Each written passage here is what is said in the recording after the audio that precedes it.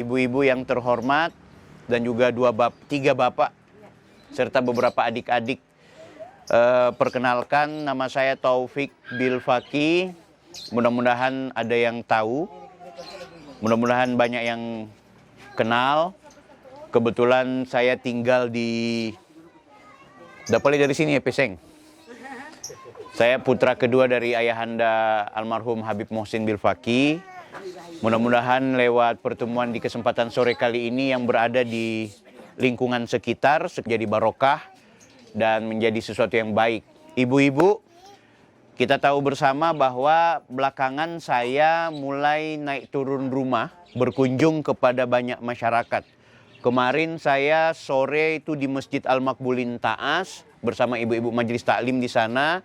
Kemudian juga malamnya saya dengan ibu-ibu majelis taklim Al-Mubarakah di Banjer. Artinya memang bukan spesifikasi ibu-ibu terus ya. Dalam artian sekarang sedang menghormati dan mengikuti undangan dari banyak orang, termasuk kebanyakan dari ibu-ibu juga.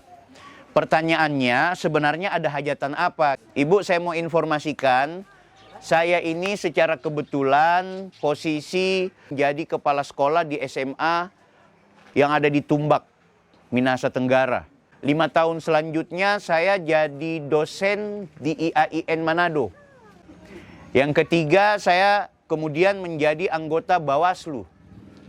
Anggota Bawaslu itu artinya anggota Badan Pengawas Pemilihan Umum alias komisioner. Jadi Bawaslu itu apa? Saya nggak tahu. Apa ada yang jadi penyelenggara pemilu di sini? Pernah yang jadi kayak PPS, Pantarli, ya kan? Nah, itu yang begitu-gituan itu. Nah, saya yang menjadi polisinya.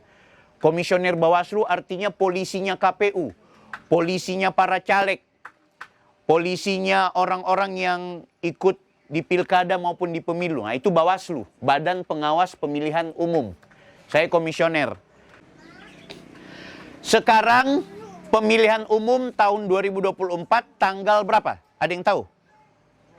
Tanggal berapakah pemilu nanti 2024? Bulan apa? Februari tanggal Valentine Day. Tanggal 14. Nah, ayo bayangkan kalau kita tidak datang di sini. Ingin tahu kapan tuh pemilu? Baru so di mana-mana ini orang so apa?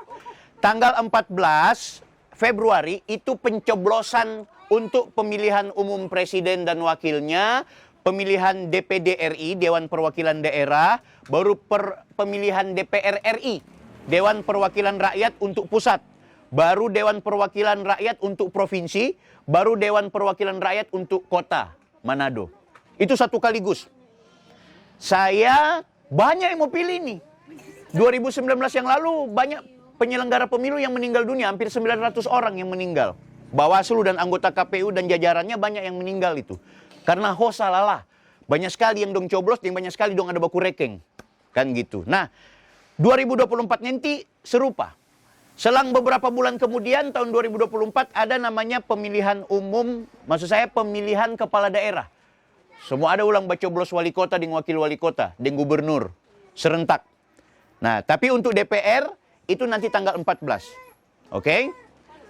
Ibu, tahu nggak nanti tanggal 14 Februari itu, dari sekarang, dari beberapa bulan yang lalu, negara torang itu sudah mengeluarkan uang yang akan sampai di 2024 sampai selesai pemilu itu 76 triliun. Pernah dengar triliun, Bu? Ya. Itu 76 triliun kalau bikin lampu-lampu boleh berapa banyak itu, Kang? Atau gohu kong dabu-dabu bakasang. Oh Tuhan. Kan gitu. 76 triliun, Bu.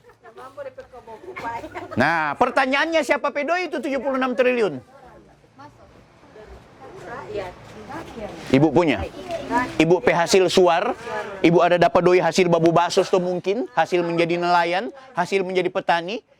Ibu so dapat tuh doi banyak orang ada kasih tuh atau laki ada kasih tuh, itu pun bakalai dulu dengan laki. So dapat tuh doi beli KFC. So dapat tuh doi beli di Indomaret. Tahu nggak harga yang sebenarnya cuma 1.000, ibu bayar 1.500. Kenapa? Karena 500 itu adalah pajak. Ada yang pernah ke Ratu Sate? Harganya Ratu Sate, mama pe sate-sate dengan kambing garo itu. Kalau ibu-ibu makan, harganya 65.000. Padahal sebenarnya cuma 55.000. 10.000-nya apa? 10% pajak. Jadi ibu yang bayar tuh pajak. Nah, kenapa emangnya kalau bayar pajak? Ketika ibu-ibu semua kumpulkan uang bayar pajak ke negara, uang pajak itulah yang kemudian dipakai untuk membayar komisioner, untuk pemilu 2024 nanti, untuk mau cetak-cetak baliho, untuk mau cetak surat suara, untuk mau bikin bilik suara, untuk mau bayar Pak KPPS, mau bayar Pak pengawas-pengawas. Itu doinya ibu semua. Bayangkan. Artinya, doi rakyat dipakai untuk kepentingan rakyat, maka seharusnya torang semua manfaatkan ini pemilu jangan sampai menghasilkan produk-produk yang tidak baik. Apa produk yang tidak baik? Yang jadi anggota DPR papan curi. Yang jadi anggota DPR bikin sakit hati. Yang jadi anggota DPR sombong. Yang terlalu banyak makan puji dan janji. Kan gitu. Apa lagi? Pokoknya hari ini kita mau berjanji. Mari tinggal torang mau lihat nih ukuran. Iya kan?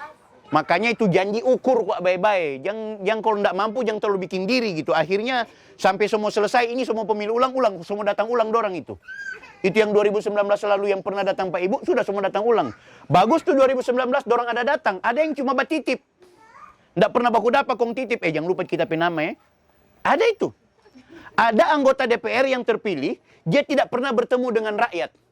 Dia cuma titip pada tim sukses. Sudah. Tengah malam butang anak atur jo, berbagai kong usahakan cucu kita penama. Ini yang saya mau bahas Bu. Ini yang saya mengajak bukan karena saya rencana mau bacalek, kau minta ibu dukung saya semata. Bukan cuma itu terlalu murah. Besok pun saya tidak jadi anggota DPR, saya tidak jadi pejabat. Ini rumah ini tetap terbuka untuk masyarakat di sekitar. Ibu-ibu tahu saya dan keluarga saya. Tapi yang saya mau datang di sini bukan cuma sekedar istilahnya berkampanye, tapi saya datang di sini untuk memberikan edukasi publik. Dan saya tidak hanya datang meminta dukungan dan pilihan, tapi saya datang tolong jadikan orang berkeluarga. Itu, jadi kalau berkeluarga, duduk dan tidak duduk, sadap kalau berkeluarga, Bu. Iya tuh, boleh mau baku kuleto kalau tak salah sedikit. Monggo, Bun. Salam. Boleh. Mau tambah banyak lebih bagus. Oke, Bunda. Jadi gitu ya. Ini yang kemudian saya datang ingin memberikan informasi. Sini, Bun. Di kursi, Jo. Ya, di kursi. Ini memang khusus permaisuri. Jadi saya datang tidak hanya sekedar sosialisasi dan menginformasikan bahwa pemilu akan datang, tapi saya mau informasikan bahwa mari orang buka tompe pikiran. Bahwa ada ibu-ibu pedoi semua yang dipakai untuk kepentingan pemilu 2024, maka usahakan yang terpilih, usahakan jalannya pemilu itu juga lancar dan juga sukses. Apa indikasi kecurangan dan tidak suksesnya pemilu? Satu, ada PNS yang tidak boleh berpolitik, dia berpolitik. Ada caleg berkampanye di dalam masjid, itu nggak boleh itu. Ada caleg yang bikin serangan-serangan fajar. Tahu nggak Bapak Ibu serangan fajar itu? Itu politik uang. Itu money politik. Itu pidana. Tentu ibu-ibu pikir ya sudah dapat doi dan torang. Kan gitu. Oke, saya mau jelaskan pelan-pelan ya. Saya informasikan ibu-ibu. Apa sih tugas anggota dewan? Ada yang boleh berkomentar kira-kira sebenarnya anggota DPR itu bagi apa kok dia sebenarnya? Kan so ada wali kota, kiapa lekong ada anggota DPR? Ada 40 orang di Manado ini, ada 40 anggota DPR dari beda-beda partai politik. Kira-kira apa tugas anggota DPR? Kenapa kita harus memilih dia? Kenapa orang mesti ada perwakilan rakyat? Kan Dewan Perwakilan Rakyat artinya dewan yang mewakili orang pesuara. Kan gitu. Dewan anggota DPR berikut ini. Kantara kok lupa sukang demo nanti. Belum jadi anggota DPR dong so. Ya so demo Pak Anak. Apa tugas anggota DPR Bu? Untuk menampung aspirasi. Ingat nggak dulu Bun, waktu orang ada bakalai masalah pengecer bensin, Dempai tua. Kemana orang? Saya yang menjadi koordinator lapangan untuk membela pengecer bensin eceran. Kemana orang langsung lari? Apa langsung ke wali kota? Nggak bisa. Ke DPR dulu. Hearing dengan anggota DPR. Diskusi dengan anggota DPR. Baru anggota DPR bilang Pak Wali Kota, ini boleh ngana begitu ya. Hei Wali Kota, kita rakyat ada lapar. Ini boleh nguni halangi kalau orang mau berjualan bensin. Siapa yang koordinator dulu? Saya dan juga beliau punya suami dan juga teman-teman yang lain. Nah, bayangkan kalau anggota DPR itu ketika orang teriak-teriak, kemudian dia tidak memberikan, ibaratnya dia terlalu batamang dengan wali kota, akhirnya orang petuntutan, wali kota tidak amini. Kenapa? Karena wakil rakyatnya berada di kilek-kilek wali kota. Tapi kalau ada anggota DPR yang berpikir kritis, ada anggota DPR yang pro terhadap rakyat, ada anggota DPR yang meminta kepada wali kota, hei wali kota, rakyat saya itu yang lansia butuh bantuan sosial. Rakyat saya yang sudah panti jompo itu butuh dana santunan. Rakyat saya butuh sembako wali kota. Tolong jangan bikin peraturan tidak ada lagi dana-dana bantuan itu. Tugas anggota DPR mengawasi yang namanya program pemerintah, mengawasi anggaran yang dikeluarkan oleh pemerintah, dan juga menjadi sarana aspirasi bagi rakyat itu sendiri. Rakyat ada masalah apa? Kami dalam keadaan susah. COVID 2020 kemarin kami sudah kehilangan pekerjaan. Apa yang harus kami lakukan? Bilang Pak DPR. Tentu bukan DPR yang kasih keluar pekerjaan, tapi DPR bakuku Pak Wali Kota. Hei ta. Anggota DPR panggil Pak Wali Kota. Hei ta. Nama singkatan kok ta itu. Nama perempuan Masita.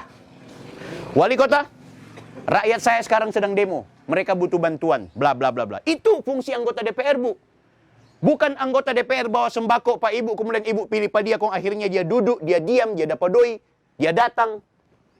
Bukan itu.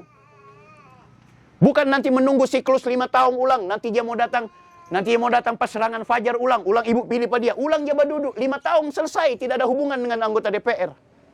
Padahal rumahnya anggota DPR harus menjadi rumah rakyat. Kalau dia nggak bisa terima di rumahnya secara pribadi, tolong hormati, silahkan datang ke kantor. Cuma berapa banyak rakyat yang mau kepingin baku dapat dengan DPR, susah sekali. Nah, oleh karena itu, saya memberi diri. Saya memberi diri untuk menjadi orang dalamnya ibu-ibu semua yang ada di DPR. Setuju? Boleh? Oke. Harus. Iya.